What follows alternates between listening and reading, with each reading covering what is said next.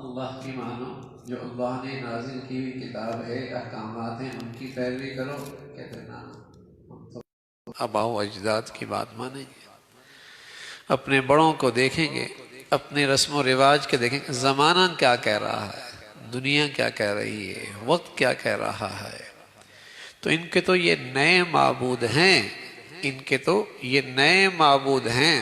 زمانہ، وقت، اسٹیٹس، معاشرہ، یہ اس دور کے نئے بت ہیں۔ یہ تو اسے دیکھ کر اپنی زندگی کا سانچہ ڈھالا کرتے ہیں، یہ اللہ کو دیکھ کر اپنی زندگی کا سانچہ نہیں بناتے، اللہ کے حکموں پہ نہیں چلتے، بلکہ وقت، زمانہ، یہ تو مفادات کے بندے ہیں، اللہ کے بندے نہ رہے تو فرمایا یہ ایسے ہیں۔ حالانکہ اگر معاشرہ، سوسائٹی، ان کے بڑے انہیں شیطان جہنم کی طرف لے کے جا رہا ہو تب بھی ان کی مانیں گے۔ پھر اللہ نے بتایا جو شخص اپنا رخ اللہ کی طرف کرتا ہے اور اللہ کی خاطر اپنی زندگی اس کی فرمانبرداری میں گزارتا ہے، خلوص کے ساتھ، سچے جذبے کے ساتھ، اس کو راضی کرنے کی نیت کے ساتھ، یہ ہے وہ شخص جس نے بہت مضبوط حلقہ تھام لیا، مضبوط حلقہ تھام لیا، یہ خطرات سے محفوظ ہو گیا، یہ خطرات سے محفوظ ہو گیا۔ جس کی زندگی میں واقعی اللہ کی بندگی آ گئی اور اللہ کا خالص بندہ ہو گیا، اس کی عبادت میں کسی کو شریک نہیں ٹھہراتا، عقیدے اور نظریت کے نظریے کے اندر کوئی اس کا اور معبود اور کوئی اس کا اور ہمسر نہیں بناتا۔ اللہ حد، وہ ذات اکیلی ہے، وہ بے نیاز ہے، اور اس کا عمل بھی بتاتا ہے کہ کسی ایک کا بندہ ہے۔ یہ ہر جائی نہیں ہے، یک جائی ہے، یہ ہر جائی نہیں ہے، یک جائی ہے۔ اس کے اوپر اگر حکم چلتا ہے تو اللہ کا چلتا ہے، یہ سب سے بے نیاز ہے، سب سے بے خوف ہے، ایک اللہ سے ڈرتا ہے اور اسی کا خوف اپنے دل میں رکھتا ہے۔ یہ ہر جائی نہیں ہے، یک جائی ہے، عمل سے بھی اس کا اظہار کرتا ہے۔ فرمایا یہ ہے وہ شخص جو ایک مضبوط حلقے کو تھام لیتا ہے، خطرات سے محفوظ ہو جائے گا، کل کے تمام خطرات سے اس کی حفاظت ہو جائے گی۔ حضرت موسیٰ علیہ السلام سے کسی نے پوچھا کہ ایسا تیر کمان ہو کہ دنیا کا کوئی خطہ اس کمان کے نشانے سے محفوظ نہ ہو، اور تیر انداز بھی بڑا زوردار اور تیز ہو، تو ایسے شخص کے ان تیروں سے بچنے کی کیا صورت ہے؟ تو فرمایا کہ اس تیر مارنے والے کے پہلو میں آ جاؤ، بچ جاؤ گے، پہلو میں آ جاؤ، بچ جاؤ گے۔ سبحان اللہ، اللہ کی نظروں سے تو کوئی بھی اوجھل نہیں ہے، اس کی قدرت سے تو کوئی چیز بھی باہر نہیں ہے۔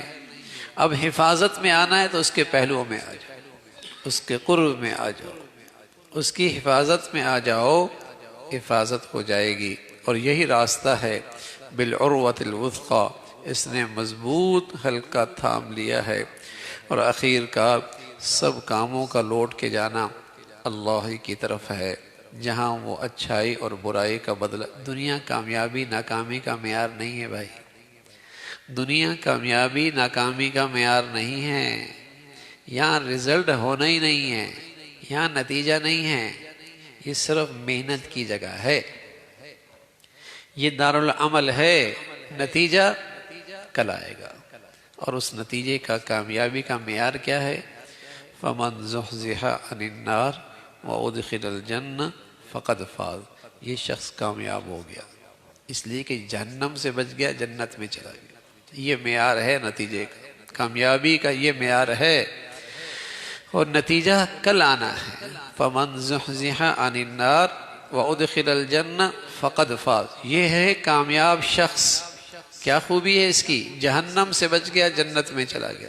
ہاں البتہ یہ ہے، جنت میں دو چیزیں ہوں گی، ہر شخص کو ملے گی، ہر جنتی کو ملے گی، ایک سکون ملے گا، اور ایک اسے محبت کی فضا ملے گی۔ ایک دل کا سکون ملے گا، ایک دنیا میں محبت کی فضا ملے گی۔ سچ کہہ رہا ہوں، جسے اللہ کل جنتی بنانے چاہ رہے ہیں، اسے اللہ اس دنیا کے اندر بھی سکون کی دولت عطا فرماتا۔ کچھ ہو یا نہ ہو دل کا سکون ضرور ہوگا. یہ جنتی کی ایک دنیا میں ایک علامت ہے جو اللہ نے قرآن میں بتائی ہے. تطمئن القلوب، ہم اس کا دل ہر وقت مطمئن رکھیں گے. آزمائش ہے، امتحان ہے، بیماری ہے، فقر ہے، پہاڑوں جیسے حالات ہیں، لیکن یہ دل ہے مطمئن. اور باقی بسا اوقات سب کچھ ہے، لیکن سب کچھ ہونے کے باوجود نہیں ہے تو دل کا سکون نہیں ہے. سب کچھ ہے لیکن نہیں ہے تو دل کا سکون نہیں. اور یہاں کچھ بھی نہیں ہے لیکن ہے تو کیا، دل کا سکون موجود ہے.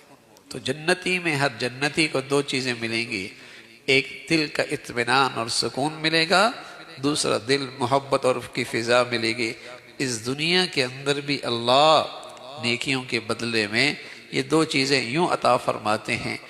نیکی کی زندگی سے، خالص نیکی کی برکت سے اللہ دل کا چین دے دیتا ہے، سکون دے دیتا ہے، اطمینان دیتا ہے، محبت کی فضا نصیب فرما دیتا ہے. اللہ رب العزت ایسی مبارک زندگی سبھی کو نصیب فرمائے. اللہم لک الحمد کلو ولک الشکر کلو. اللہم لک الحمد کلو ولک الشکر کلو. اللہم اعنا علی ذکرک و شکرک و حسن عبادتک. اللہم اعنا علی ذکرک و شکرک و حسن عبادتک. نستغفر اللہ و نتوب الیک. نستغفر اللہ و نتوب الیک. سبحان ربک رب العزت عما یصفون وسلام علی المرسلین والحمد للہ.